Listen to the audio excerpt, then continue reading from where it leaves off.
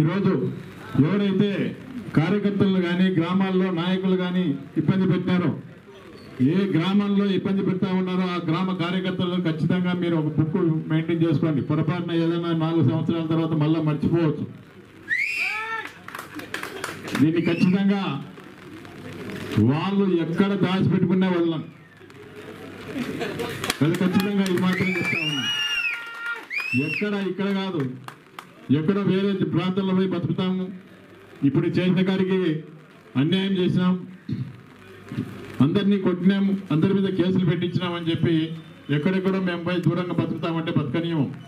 ఖచ్చితంగా జుట్టు పట్టుకొని ఈడ్చుకొని వచ్చి కూడా ఇక్కడ మళ్ళీ నిలబెట్టి ఖచ్చితంగా ఈరోజు పడిన మన యొక్క కష్టానికి మనం పడిన ఇబ్బందులకు ఖచ్చితంగా వాళ్ళకు శిక్ష పడే విధంగా ఖచ్చితంగా జరుగుతుందనే విషయాన్ని కూడా గుర్తు చేస్తూ ఉన్నా. ఎందుకంటే ఈరోజు చూస్తూ ఉన్నాం, చాలామంది చాలా కార్యకర్తలు ప్రతిరోజు కూడా నాకు ఫోన్లు చేస్తూ ఉంటారు.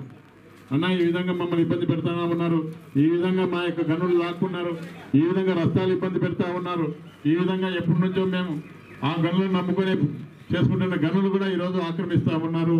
ఈరోజు ఆఖరుకు ఏ చిన్నదైనా కూడా కేసులు పెట్టేయడం, లోపలేపేయడం, మళ్ళీ కొట్టేయడం ఈ విధంగా జరుగుతూ ఉంది. మరి ఇటువంటి పరిస్థితుల్లో ఖచ్చితంగా రేపు వచ్చిన తర్వాత మాకు కూడా అవకాశం మీరు ఇవ్వాలని చెప్పి అడుగుతూ ఉన్నారు. తప్పకుండా మేము జగన్మోహన్ రెడ్డి గారి నుంచి కూడా హామీ తీసుకున్నాం కాబట్టి ఖచ్చితంగా ఈ సందర్భంగా తెలియజేస్తా ఉన్నాను. మేము ఖచ్చితంగా మీరు కోరిన విధంగా, మీకు నచ్చిన విధంగా రేపు ప్రభుత్వం కూడా ఉంటుందనే విషయాన్ని కూడా తెలియజేస్తా ఉన్నా. ఎలాంటి సందేహం లేదు. ఈరోజు తెలుగుదేశం పార్టీ నాయకులు మరి వెళ్తూ ఉన్నారు గ్రామాలకు. ఎప్పుడో 6:30 గంటలకు పోతారు, ఒక 10 నిమిషాలు అట్లా తిరిగేసి రావడం జరుగుతూ ఉంది. మనం చూసాం, మనము కాలికి బలపం కట్టుకొని తిరిగినాం. బొబ్బలు పైన కూడా లెక్క చేయకుండా ప్రతి ఇండ్లు, ప్రతి వాకిలి అన్ని కూడా ఇళ్ళు తిరిగి ప్రతి సమస్యను కూడా అడిగి తెలుసుకొని వీలున్నంత వరకు సమస్యలు పరిష్కారం చేసినాం.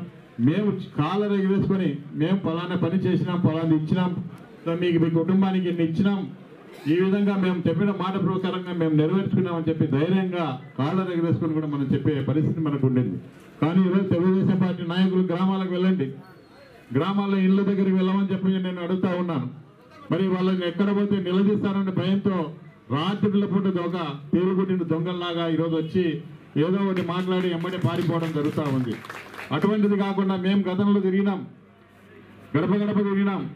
మరి మీరు ఎందుకు తిరగలేకపోతా ఉన్నారు? మీ ధైర్యం ఏమైందని చెప్పి నేను అడుగుతా ఉన్నా. ఎందుకంటే ఈరోజు తప్పు చేశారు కాబట్టి ఈ ప్రభుత్వంలో మీరు చేసిన తప్పులకు ఎక్కడ ప్రజలు నిలదీశారనే ఒక భయంతో వణికిపోతూ ఈరోజు రాత్రిలో పొద్దు కూకిన తర్వాతనే వచ్చి ఆయనంతా వాళ్ళకు సంబంధించిన ఇల్లు ఆ 10 ఇళ్లకు కరపత్రాలు ఇచ్చి మళ్ళీ వెళ్ళిపోవడం.